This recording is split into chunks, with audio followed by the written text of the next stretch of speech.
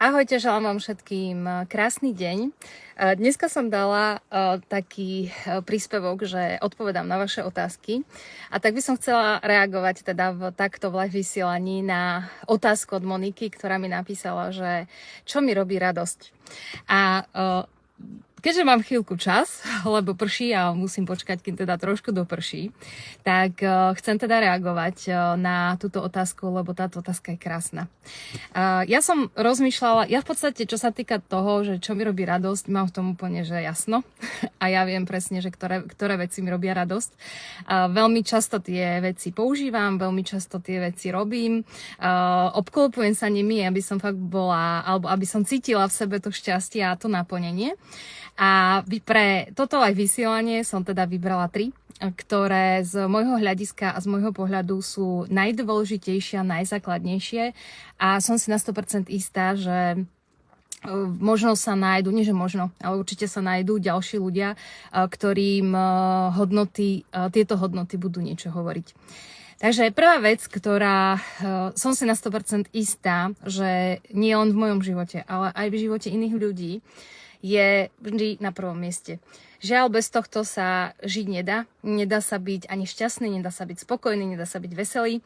A ak teda, je to aj u vás tak, ale u mňa teda je na 100%, tak prvá vec, ktorá mi vždy robí radosť a som šťastná, keď to mám, tak je zdravie moje a zdravie mojej rodiny. Som si fakt na 100% istá, že toto je prvoradé u každého v živote. A ak sú niektorí ľudia, ktorí to majú možno, že na prvom mieste je niečo iné, tak možno treba prehodnotiť a možno vám to tak vyhovuje.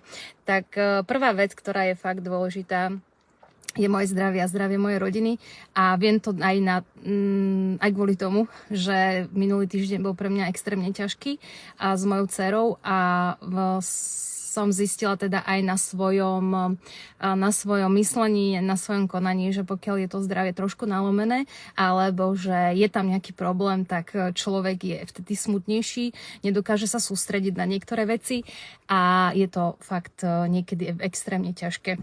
Takže toto je prvá vec, je zdravie. Robí mi to fakt obrovskú radosť, keď sa cítim dobre a keď moja rodina a ľudia v mojom okolí sú zdraví. Druhá vec, ktorá mi robí extrémnu radosť, je sloboda. Nie len to, že sloboda, ja neviem, že nie som vydatá, ale sloboda myslenia, sloboda rozhodovania, sloboda vytvárať si vlastný deň podľa toho, ako chcem.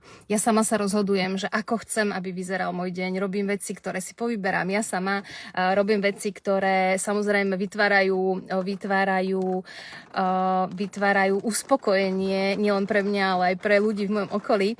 A fakt som veľmi, veľmi vďačná za to, že mám prácu, akú mám, že mám slobodné podnikanie, že robím z domu, robím koľko chcem, vyberám si ľudí, s ktorými pracujem, vyberám si produkty, s ktorými pracujem a fakt sloboda myslenia, sloboda konania, sloboda rozhodovania mi robí obrovskú radosť, lebo je to extrémne oslobodzujúce a som maximálne pri tom šťastná. Ja zbožňujem, keď prší a neviem, či som niekedy nahrávala live vysielanie v aute, na ktoré prší. Ja neviem, či to vypočujete, ale mňa to úplne mega teší. Ja milujem dážď a milujem aj čítanie kníh, keď prší. Ja zbožňujem, ja by som bola za to, keď začne pršať vonku, tak nech nikomu nejde televízia. Nech každý číta knihy. Normálne, aby som bola za to. No, ale poďme teda na tú tretiu časť, alebo na tú tretiu. Ja ani nemôžem povedať, že činnosť, ktorá mi extrémne robí radosť a ja to milujem od mala. Od čo si pamätám, tak jednoducho tretia vec, ktorá mi robí, alebo činnosť, ktorá mi robí radosť, tak je tanec a hudba. Milujem tieto dve činnosti, ich spojenie a je to hlavne kvôli tomu, že že hudba vo mne vyvoláva, ale doslova vyvoláva alebo spúšťa emócie šťastia, emócie smútku. V každom prípade obidve potrebujete jednoducho vo svojom živote a ja keď počujem hudbu alebo keď tancujem, tak pre mňa je to extrémne oslobodzujúce. Pre mňa je to niečo, čo mi dodáva energiu, keď som unavená, čo mi dodáva lásku, keď jednoducho cítim, že ju nemám v sebe, ktorá mi dodáva slobodu pohybovať sa ako chcem a dať do toho tanca svoje vlastné emócie a vyjadriť tým to, ako sa cítim. Možno práve tancom si ja dobíjam tú moju energiu, hlavne kvôli tomu, že ja tancujem doma denne. Ja si vždycky dám sluchátka na uši a pustím si nejakú hudbu, či je to salsa, bachata alebo kizomba,